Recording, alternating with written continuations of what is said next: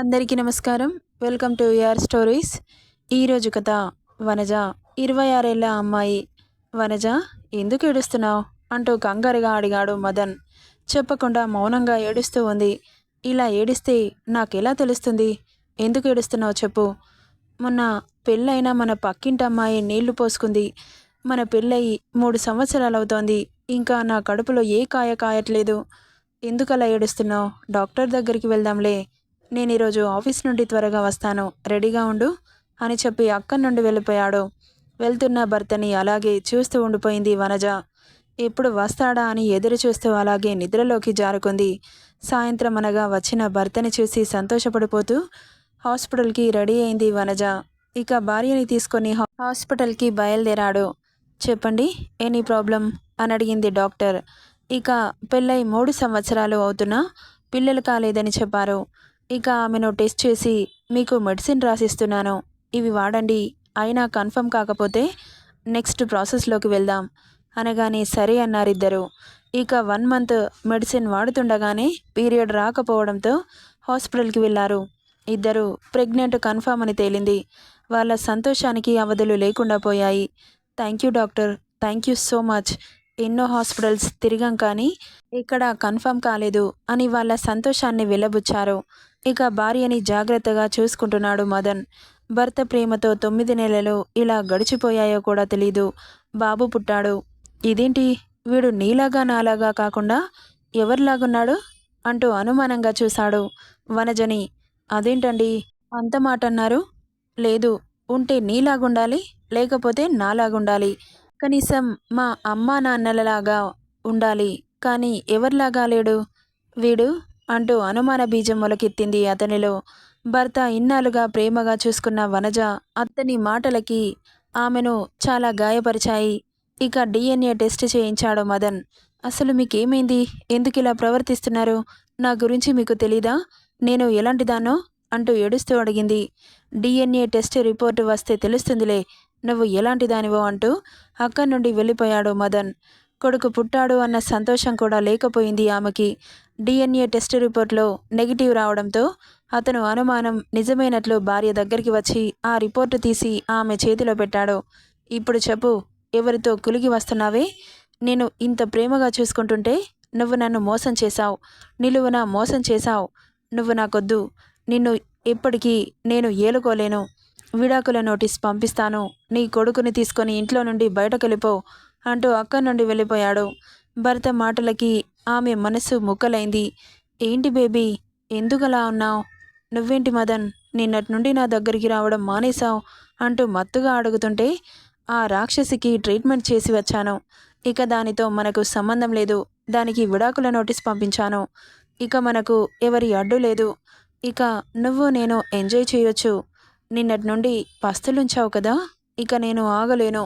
నా దాహాన్ని తీర్చు అంటూ ఆమె పైట లాగాడు.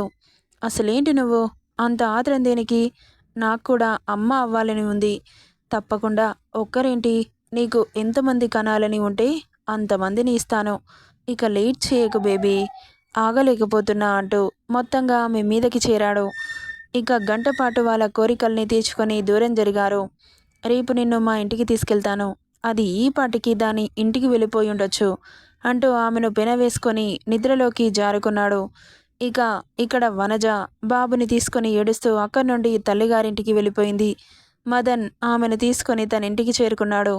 భార్య వెళ్ళిపోయింది అన్న సంతోషంలో ఇక వాళ్ళ సంతోషానికి అవధులు లేకుండా పోయాయి. అబ్బా మదన్, చాలా మంచి పని చేశావు. నీ భార్య పీడ వదిలిపోయింది. ఇక మనం విచ్చలవిడిగా ఎంజాయ్ చేయొచ్చు అంటూ అతన్ని అల్లుకుపోయింది. ఇక మనకు రోజు స్వర్గమే అనుకుంటూ ఆమెను మీదకి లాక్కున్నాడు. చిన్నగా మరీ ఇంత వైల్డ్గా ఎందుకు ప్రవర్తిస్తున్నావు? నీ వేగాన్ని తట్టుకోలేకపోతున్నాను మదన్. లేదు మోహిని, నిన్ను ఇలా చూస్తుంటే నేను ఆగలేకపోతున్నాను. అందులో నా భార్య ఇల్లు వదిలి వెళ్ళిపోయింది. ఇక నా సంతోషానికి అవధుల్లేవు. ఏం చేయను మరి అంటూనే అతని కదలికల్లో వేగం పెంచాడు. ఇక మోహినికి కొన్ని రోజులకి వామిట్స్ అవ్వడం మొదలుపెట్టాయి. హాస్పిటల్కి తీసుకెళ్లిన మదన్ ప్రెగ్నెంట్ అని చెప్పడంతో చాలా సంతోషపడ్డారు. ఇక అలా రోజులు గడుస్తుంటే ఆమె పొట్ట పెరుగుతూ వచ్చింది. హాస్పిటల్ నుండి ఒకరోజు ఇంటికొస్తుండగా వాళ్ళిద్దరి ఎదురుగా బాబునెత్తుకొని నిలబడింది వనజ. ఆమెను చూసిన అతను ఒక్కసారిగా షాక్ అయ్యాడు. దీనికోసం నా బిడ్డను నన్ను అనుమానించి ఇంట్లో నుండి బయటకి వెళ్ళగొట్టావా? నీకేం పాపం చేశాన్రా? ఏం తక్కువ చేశాను? అంటూ అరుస్తుంటే, ఏంటి నన్ను మోసం చేసిందే కాకుండా పైగా నా మీదకే అరుస్తున్నావు? డిఎన్ఏ టెస్ట్ రిపోర్ట్ చూపించానుగా, మరి ఇదేంటి? అంటూ రిపోర్ట్ తీసి అతని మీదకి విసిరింది వనజ. ఒక్కసారిగా అతనిలో కంగారు మొదలైంది. నేను కడుపుతో ఉన్నానని డాక్టర్ నాకు దూరంగా ఉండమని చెబితే నాతో ప్రేమగా ఉంటూ దీనితో తిరిగారు, అంతే కదా? నన్ను నిలువునా మోసం చేసి నాకు విడాకులిచ్చారు. ఎందుకిలా నన్ను మోసం చేశారు? మీకేం అన్యాయం చేశాను? అంటూ కాలర్ పట్టి కుదేస్తుంటే ఆమె చెయ్యిని విసిరి కొట్టాడు. అవునే, అన్ని రోజులు నన్ను దూరం పెడితే నేను ఎలా ఉండాలి?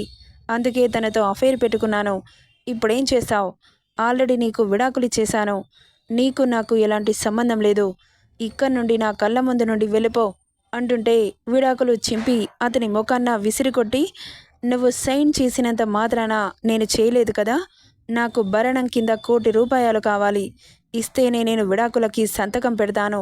లేకపోతే నాకు సర్వ హక్కులు ఆ ఇంట్లో ఉన్నాయి. దాన్ని బయటకు ఎలగొట్టి నేను ఇంట్లోకొస్తాను. గుర్తుపెట్టుకో అని చెప్పి అక్కడి నుండి వెళ్ళిపోయింది వనజ.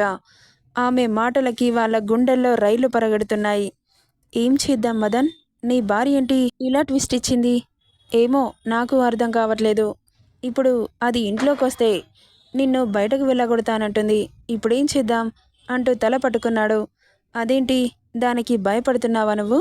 మరేం చేయను, పోలీస్ కంప్లైంట్ ఇచ్చిందంటే ఇద్దరం ఊచలు లెక్కబెట్టుకుంటూ కూర్చోవాలి అన్నాడు. అవును కదా, మర్చిపోయాను.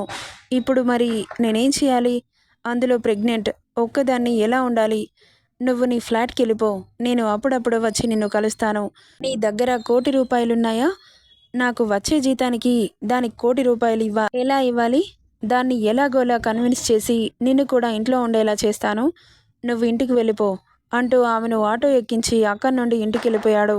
వెళ్ళేసరికి వనజ బాబుతో ఆడుతూ కనిపించింది. నొసలు చిట్లిస్తూ లోపలికి వెళ్ళాడు. ఏంటి, అది వెళ్ళిపోయిందా? ఇక్కడ దాకా వస్తే పక్కింటి వాళ్ళ ముందు దాని పరువు పోతుందని అక్కడి నుండి పంపించేశావా? అనింది వెటకారంగా. ఆమె మాటలకి కోపం వస్తుంటే, నువ్వంటే నాకు ఇష్టం లేదు, ఇక్కడి నుండి వెళ్ళిపో. అయితే ₹1,00,00,000 భరణంగా ఇవ్వు.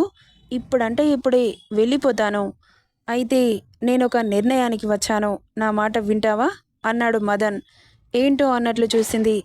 నిన్ను నా భార్యగా మొదటి స్థానం నీకిస్తాను. తను పాపం కడుపుతో ఉంది. తనని కూడా ఇంట్లో ఉండనివ్వు. నీకు చేదోడు వాదోడులాగా ఉంటుంది. తన వల్ల నీకు ఎలాంటి హాని కలగదు. నేను హామీ ఇస్తున్నాను. ఏమో, మీరిద్దరూ కలిసి నన్ను చంపేస్తారేమో, ఎవరికి తెలుసు? చంపేస్తే పోలీసులు ఊరుకుంటారా? ఆల్రెడీ కేసు పెట్టి వచ్చావుగా. అవును, మీరు నన్ను నిలువునా మోసం చేశారుగా. నీ మీద నమ్మకం పోయింది. అందుకే నా కాపురం చక్కబెట్టుకోవాలంటే ముందు పోలీసులని ఆశ్రయించి తర్వాత మీ దగ్గరికి రావాలనుకున్నాను. ఎందుకంటే నాకు ప్రాణభయం ఉంది. మీ వల్ల దానివల్ల నన్ను చంపేస్తే మీ లైన్ క్లియర్ అయిపోతుందని నా అడ్డు తొలగిస్తే అనింది. ఇకేం మాట్లాడాలో అర్థం కాక, మరి తనని ఏం చేయమంటావు? అది మీ ప్రాబ్లం, నాకు అనవసరం. ప్లీజ్ వనజ, అర్థం చేసుకో. అది ఇంట్లోకి రావడానికి వీల్లేదు. కాకపోతే డెలివరీ అయ్యే వరకు కేర్ తీసుకొని తర్వాత దాన్ని వదిలేయండి. లేకపోతే ఏదైనా జాబ్ ఇప్పించండి. దాని మానాన అది బ్రతుకుతుంది కానీ దాని దగ్గరికి వెళ్ళాల్సిన అవసరం లేదు. మీరు నాకు చెప్పకుండా వెళ్తే పోలీసులకి కంప్లైంట్ ఇస్తాను అనగానే ఒక్కసారిగా ఉలిక్కిపడ్డాడు. ఇక వనజ చెప్పినట్లు ఆలోచించి, సరే తనని వదిలేస్తాను, డెలివరీ అయ్యే వరకు చూసి తనకి ఓ కంపెనీలో జాబ్ ఇప్పిస్తాను అని ఆమె చెప్పిన దానికి ఒప్పుకున్నాడు.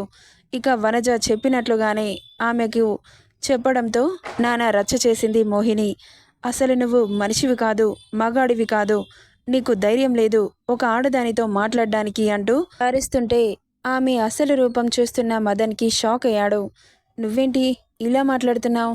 అవును, నేను నీ ఆస్తి కోసమే నీ ఇంట్లోకి వచ్చాను. మళ్ళీ నీ పెళ్ళాం నీ ఇంట్లోనే తిష్ట వేసింది. ఇప్పుడు నా బ్రతుకును ఎటూ కాకుండా చేశావు అని ఆమె మనసులో ఉన్న కుట్రను బయటపెట్టగానే ఆమె మీద కోపం అసహ్యం పెరిగింది అతనికి. ఏంటి, నా ఆస్తి కోసం నా వెంట పడ్డావా? అవును, నువ్వేమైనా పెద్ద అందగాడు అనుకున్నావా? నీ వెంట సొల్లు కార్చుకుంటూ తిరగడానికి అంటుంటే ఆమె చెంప చెల్లు మరిపించి, ఇక నీకు నాకు ఎలాంటి సంబంధం లేదు, ఇంత నీచానికి దిగజారుతావా అని చెప్పి అక్కడి నుండి ఇంటికి వెళ్ళిపోయాడు. వెళ్తున్న మదన్ని కోపంగా చూస్తూ ఉండిపోయింది మోహిని. నా బ్రతుకును నెట్టింట్లో ముంచావు కదరా అని ఏడుస్తూ ఉండిపోయింది. సారీ వనజ, దాన్ని నమ్మి నేను చాలా మోసం చేశాను.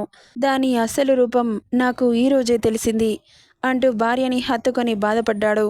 ఇక వాళ్ళిద్దరి కాపురం మళ్ళీ ముందుగా హ్యాపీగా ఉండడంతో చాలా సంతోషపడిపోయింది వనజ.